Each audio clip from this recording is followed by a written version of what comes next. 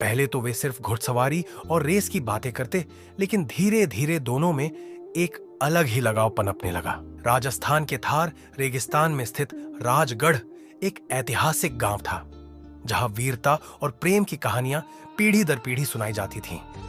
वहीं की थी रूपा, जिसकी सुंदरता की चर्चा दूर दूर तक थी।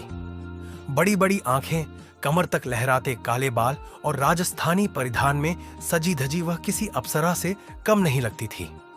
लेकिन उसकी पहचान उसकी सुंदरता से ज्यादा उसकी घुड़सवारी के जुनून से थी।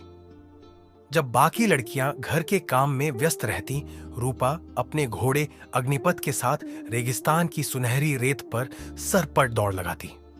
अग्निपथ एक सफेद अरबी नस्ल का घोड़ा, जिसे रूपा ने बचपन से पाला था, उसकी जान था। राजगढ़ में हर साल मेला लगता था, जहां दूर दूर से लोग आते थे। इस बार मेले में घुड़सवारी प्रतियोगिता का आयोजन हुआ।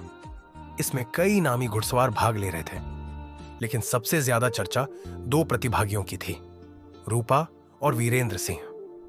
वीरेंद्र पास के ही शाही परिवार से ताल्लुक रखता था। लंबा कद, मजबूत कदकाठी और उसकी तेज नजरें उसे बाकी लोगों से अलग बनाती थीं। वह एक कुशल घुड़सवार था, लेकिन जब उसने सुना कि एक लड़की उसके सामने प्रतियोगिता में खड़ी है, तो उसे आश्चर्य हुआ। प्रतियोगिता का दिन आया। रेगिस्तान में बने ट्रैक पर घोड़ों की टापों की गूंज सुनाई दे रही थी। जैसे ही रेस शुरू हुई, रूपा और वीरेंद्र सबसे आगे निकल आए।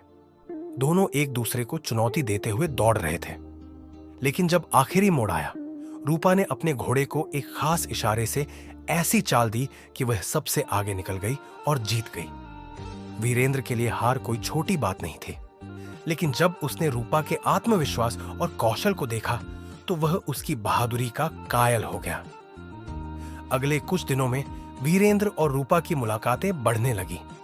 पहले तो वे सिर्फ घुड़सवारी और रेस की बातें करते, लेकिन धीरे धीरे दोनों में एक अलग ही लगाव पनपने लगा। अग्निपथ भी वीरेंद्र से घुल मिल गया था, जिससे रूपा को और भी अच्छा लगने लगा। परंतु प्रेम की राह इतनी आसान नहीं होती। वीरेंद्र का परिवार चाहता था कि वह एक राजपूत राजकुमारी से विवाह करे, न कि किसी साधारण गांव की लड़की से।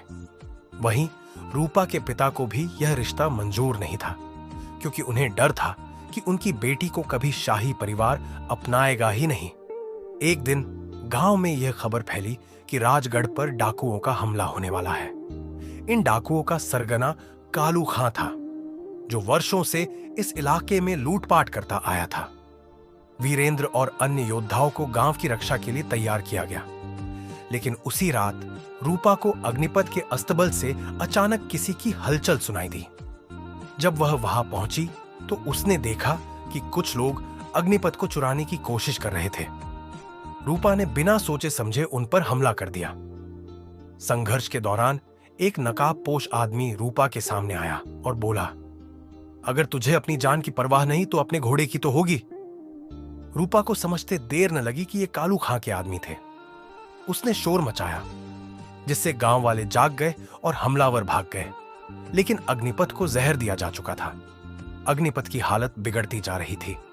रूपा ने उसकी जान बचाने के लिए हर संभव कोशिश की, परंतु समय निकलता जा रहा था। वीरेंद्र को जब यह पता चला, तो उसने तुरंत अपने महल के वैद्य को बुलाया।